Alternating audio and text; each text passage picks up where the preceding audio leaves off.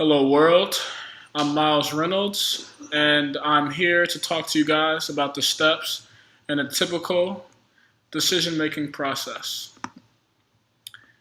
The first step to making a decision in any situation is to always identify the problem or the opportunity at hand.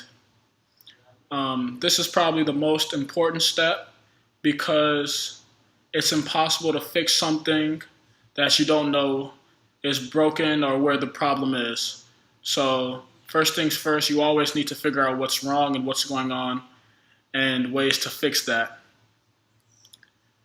Um, the second step would be to gather information on what's relevant in the situation and what's not relevant in making this decision.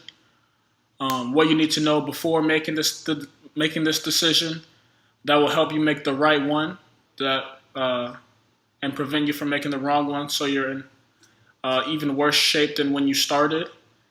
And then you also have to think about who can help, who has the power to influence, to make a difference, and or stop what's going on. Next, you need to analyze the situation. Always have options available. Develop alternatives, and gather as much data as possible. Because the more information you have, the better you're off. Next is to develop those options, generate several possibilities, and just always be creative and stay positive. Um, People make a lot of mistakes when they have negative thoughts going through their head and things of that nature. So just think about staying positive and how would you like to be in the situation you're in? Always keep that on the back of your mind. Next is to evaluate the alternatives. Um, which alternative will be the best to achieve your objective?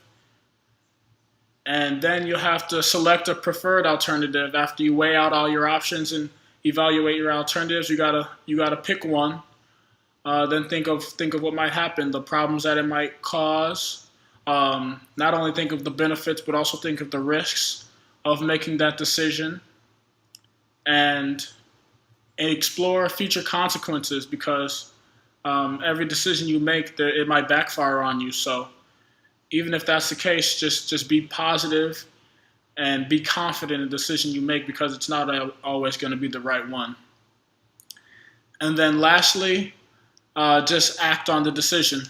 After doing all your research, developing all your ideas and options, just go with your gut feeling, be confident, and then I think you'll be in the best shape as you can be in that situation, and hopefully it's meant to be. So those are the steps in developing a typical everyday decision making process. So thank you.